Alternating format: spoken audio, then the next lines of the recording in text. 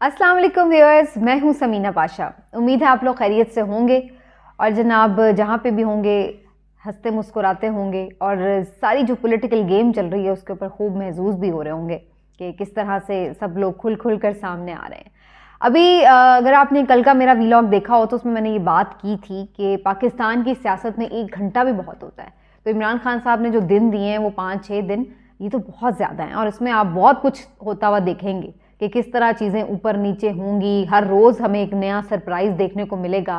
तो खूब जो कारोबार है ना वो चमकेगा न्यूज़ से वाबस्ता लोगों का। तो ऐसा ही हम देख भी रहे हैं इस वक्त कि काफ़ी ज़्यादा तेज़ी नज़र आ रही है। एक दिन परवेज़ इलाही साहब का इंटरव्यू आ गया तो दूसरे दिन अदम एतमाद आ गई। तो अब देखते हैं अगले दिन मज़ीद क्या सरप्राइज़ निकलता है इस पटारी में से। लेकिन इस अदम एतमाद का मकसद क्या है? लोग तो ये कह रहे थे कि जी अदम एतमाद ले भी आएंगे तो सिर्फ कुछ वक्त मिल जाएगा, उसके बाद तो अल्टीमेटली ज़ाहिरी सी बात है असम्बलियाँ तहलील हो ही जाएंगी। लेकिन फिर ऐसा क्या हुआ कि अदम एतमाद लाई भी गई है? क्या वो कामयाब भी कराई जा सकती है किसी तरह? क्या कोई ऐसा ऑप्शन मौजूद है या फिर पैदा कर लिया गया है? और फिर साथ ही साथ ये भी डिस्कस करेंगे आज के व्लॉग में कि परवेज़ इलाही साहब क्या सोच रहे हैं, किसका खेल खेल रहे हैं, और इसके साथ साथ ये भी कि क्या इन सारी जो पेश गोइयाँ हैं और जो सारी ये साजिशें हैं इसके पेश नज़र खान साहब ने भी क्या कोई प्लान बी तैयार कर रखा है या नहीं, ये सब कुछ आपको बताएंगे आज के व्लॉग में। लेकिन उससे पहले आपको करना होगा चैनल को सब्सक्राइब और वीडियो को करना होगा लाइक भी और शेयर भी। और लाइक भले आप सारी वीडियो सुनने के बाद करें, लेकिन जल्दी जल्दी चैनल को सब्सक्राइब ज़रूर कर लें। चलिए जी, आ जाते हैं जी। ये हुआ क्या? आपने देखा इमरान खान साहब ने असम्बलीज डिज़ोल्व करने का ऐलान किया कि जनाब पंजाब और केपी असम्बलीज 23 दिसंबर को वो डिज़ोल्व कर देंगे। परवेज़ इलाही साहब ने चारों नाचार हामी तो भर ली, लेकिन बड़े भारी दिल के साथ। फिर उसके बाद खान साहब ने जो तकरीर की उसमें जनरल बाजवा साहब को खूब लताड़ा, जिस पर अगले दिन अचानक परवेज़ इलाही साहब को पता चला कि उन्हें तो उस वक्त बहुत बुरा लगा था। ये मैं इसलिए कह रही हूँ बात कि खान साहब ने जो बाद में सहाफ़ियों से मुलाकात की तो उन्होंने उसमें ये कहा कि भाई तकरीर के बाद तो वो मेरे साथ बैठे कुछ गप्पियाँ लगा रहे थे, चाय पी रहे थे, 1 घंटा हम लोग साथ बैठे रहे। और आपको याद होगा उस वक्त जमान पार्क से निकलते हुए मीडिया से छोटी सी उनकी एक टॉक भी हुई थी, जिसमें उन्होंने कहा कि हम तो बड़े मुतमईन हैं और खान साहब के डिसीजन के साथ हैं। उस वक्त भी उन्होंने किसी नागवारी नापसंदीदगी का इजहार नहीं किया हुआ था। फिर अचानक जब वो घर पहुंचे और फिर जब एक फ़ोन आया जनरल बाजवा साहब का, तो उसके बाद फिर उन्हें पता चला कि ओहो, खान साहब जो बात कर रहे थे वो तो मुझे बड़ी बुरी लगी और मैंने उसका बरमला इजहार भी करना है अब। और फिर उसके लिए एक इंटरव्यू का एहतमाम भी कराया गया और उसके बाद वो इंटरव्यू ऑन एयर भी आया। और इंटरव्यू ऑन एयर आने से पहले ही सारे मीडिया चैनल्स पे ये खबरें चल गई कि जनाब परवेज़ इलाही साहब ने खड़ाक कर दिया है। और फिर हमने देखा कि किस तरह से सारा दिन वो हॉट इशू रहा। परवेज़ इलाही साहब ने जो कुछ भी कहा वो काफ़ी था इस बात के लिए कि खान साहब इस बात पर नाराज़ हो जाते। लेकिन फिर खान साहब इस बात पे नाराज़ क्यों ना हुए? खान साहब इसीलिए इस बात पे नाराज़ नहीं हुए कि इस वक्त वो नाराज़ होना अफोर्ड नहीं कर सकते। अगर परवेज़ इलाही साहब को ये जवाज़ फराहम कर दें कि भैया आप मुझसे नाराज़ हो जाएं, तो वो तो पहले ही उड़ान भरने के लिए तैयार बैठे। तो उस सूरत में तो ज़ाहिर सी बात है उन्हें भी एक जवाज़ मिल जाएगा कि देखें जी मैंने तो पूरी वफा निभाई, मैंने तो कोई बेवफाई नहीं की, लेकिन अब हालात इस तरह हो गए, खान साहब ने मुझे ऐसे अपने से अलग कर दिया वगैरह वगैरह। तो वो एक उड़ान भरने की उनको जवाज़ फराहम हो जाता। तो खान साहब ने थोड़ा तहम्मुल का और तदब्बुर का मुजाहरा किया। यहाँ पर मोहन इलाही साहब भी पहुँच गए, उनसे उन्होंने ज़रूर गिले शिकवे कर लिए कि भाई ये क्या तरीका है। लेकिन उन्होंने भी कहा कि जी वो परवेज़ इलाही साहब पे बड़ा दबाव था, इस्टेब्लिशमेंट ने जो है उनको बड़ा कहा है कि जनाब ये नहीं होगा मामला, तो इसको ज़रा देखें। और फिर इस तरीके से उन्होंने जो है एक मैसेज भी खान साहब को पहुंचाया। बात सिर्फ यहाँ तक नहीं थी कि एक मैसेज दिया तो कि चलो अभी बाजवा साहब के ऊपर बात नहीं करनी, बल्कि ये मैसेज पहुंचाया गया कि भाई आप अकेले नहीं खेल रहे, गेम दूसरी तरफ से भी ऑन है और उधर भी पक्के खिलाड़ी हैं। आपकी तो 22 साल जिद्दोजहद है, जो दूसरी तरफ खिलाड़ी हैं ना उनकी 75 साल जिद्दोजहद है। तो आप ये याद रखें कि सियासत के वो भी पक्के खिलाड़ी हैं। ऐसे ऐसे वो तरीके निकालेंगे कि आप भी सोचेंगे कि यार क्या करना है। तो गेम जो है जोर का जोड़ जिसको कहते हैं ना बराबर का, वो वाला पड़ा हुआ है इस वक्त। हुआ ये जनाब, कहानी ये है कि परवेज़ इलाही साहब को ये बता दिया गया कि असम्बलियाँ तो किसी सूरत डिज़ोल्व नहीं होंगी और इस तरह तो बिल्कुल भी नहीं होंगी कि जनाब 2 असम्बलियाँ डिज़ोल्व हो जाएँ और खान साहब प्रेशर डाल के सारा इलेक्शन ले जाएँ, क्योंकि अल्टीमेटली तो यही बनेगी सिचुएशन अगर असम्बलीज डिज़ोल्व हो जाती हैं। तो ये उन्हें कह दिया गया खान साहब को कि जनाब आप ये तो गेम जहन से निकाल देंगे, ये नहीं होना, चाहे जिस तरह भी बाय हुक ये जो चीज़ है इसको हमें रोकना है। और उसके लिए अल्टीमेट जो पहला ऑप्शन था वो तो यही था कि सबसे पहले तो जो चीज़ें हैं जहाँ जहाँ हैं उन्हें वहीं पे मुंजमद कर दिया जाए, एक होता है ना कि मेरी इसका हल क्या निकालना है वो अभी देखते हैं, लेकिन पहले जो जहाँ जहाँ चीज़ है उसको वहीं पे फ्रीज कर दें आप। तो उसके लिए एक तरीकाकार था मौजूद, वो सबको मालूम था, वो था अदम एतमाद और जनाब या एतमाद का वोट का कहना गवर्नर की जानिब से। तो वो फौरी तौर पे वो काम कर दिया गया है अगले ही दिन। और जो अपोजिशन के अरकान हैं PMLN के PP के, उन्होंने जी तहरीक अदम एतमाद रात 10 बजे जाके असम्बली सेक्रेटेरिएट में जमा करा दें। वैसे नहीं जहाँ फिशा हमारा ब्यूरोक्रेसी का अमला चेक करें ज़रा आप, 10 बजे भी रात को वो तैयार बैठा होता है रिसीव करने के लिए कि लाओ लाओ। ऐसे ही होता है फिर जब उधर से डोरें हिलती हैं। तो खैर जनाब वो रिसीव हो गई है और इसके बाद अब अल्टीमेटली ये है कि जनाब परवेज़ इलाही साहब जो है वो असेंबलीज डिज़ोल्व नहीं कर सकते, उनकी ऐसी कोई समरी लीगल नहीं होगी अगर वो असेंबलीज डिज़ोल्व करने की कोई समरी भिजवा भी देते हैं। अगरचे खान साहब वो कह रहे हैं कि वो समरी तो साइन करके दे चुके हैं उन्हें, लेकिन खान साहब भी वो भेज देंगे तो वो बेकार ही समझी जाएगी, इसलिए क्योंकि परवेज़ इलाही साहब के खिलाफ तहरीक अदम एतमाद लाई जा चुकी है। अब इसमें दो सवालात हैं। पहले सवाल तो ये है कि क्या खान साहब इतने बेवकूफ़ थे, उन्हें नहीं मालूम था कि अगर वो 5-6 दिन का बीच में टाइम दे देंगे तो फिर अदम एतमाद भी लाई जा सकती है, तो फिर उन्होंने ये टाइम क्यों दिया? मौका अच्छा था, दोनों तरफ लोग बैठे हुए थे, फौरी तौर पर वो असेंबली डिज़ोल्व कर सकते थे, तो उन्होंने ऐसा क्यों नहीं किया? सवाल नंबर 1 तो ये है। और सवाल नंबर 2 ये है कि तहरीक अदम एतमाद लाने वालों को क्या नहीं पता कि उनके पास मेंबर पूरे नहीं हैं? अगर PMLN और सारे अपोजिशन के लोग मिल भी जाएं तो तब भी वो 186 जो मेंबर्स हैं वो पूरे नहीं कर सकते, तो क्या वो इतने बेवकूफ़ हैं? तो जनाब इन दोनों सवालों का जवाब है कि जी नहीं, दोनों ही इतने बेवकूफ़ नहीं हैं, दोनों ही काफ़ी समझदार हैं और जो कुछ भी किया गया ये बिल्कुल पढ़ लिख कर पूरी कैलकुलेशन के साथ फिर किया गया। पहले मैं आपको बताती हूँ कि खान साहब ने क्या कैलकुलेशन किया। खान साहब को बिल्कुल मालूम था कि अदम एतमाद की ऑप्शन मौजूद है और जैसे ही वो असेंबलीज डिज़ोल्व करने की बात करेंगे और अगर दिन देंगे बीच में तो अल्टीमेटली वो तहरीक अदम एतमाद लेकर आएंगे। लेकिन खान साहब भी आप इस चीज़ को समझिए कि उनका अल्टीमेट गोल सिर्फ इन दोनों सूबों में वापस हुकूमत बनाना तो है नहीं, उनका अल्टीमेट गोल क्या है? जनरल इलेक्शन की तरफ जाना।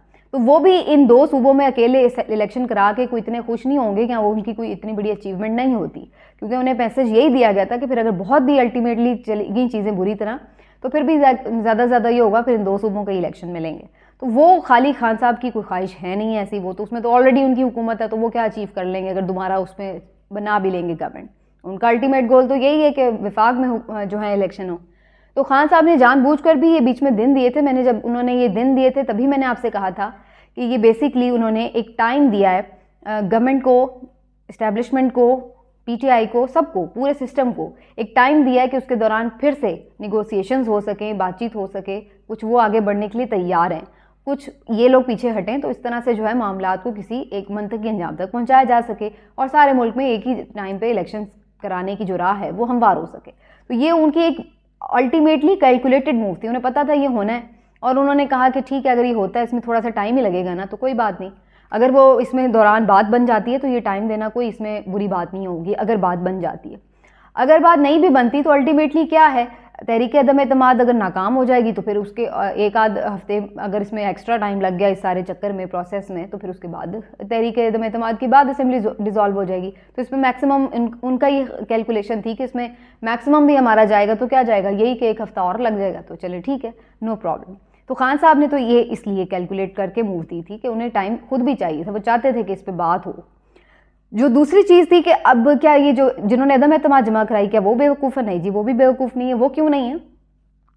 उनको मालूम था कि जो उनके साथ इस वक्त पूरा एक सेटअप सपोर्ट में है, जो कि कह चुका है बाकायदा परवेज़ इलाही साहब के थ्रू भी कि भाई हम चाहते हैं कि असम्बलियाँ अपनी मुद्दत पूरी करें।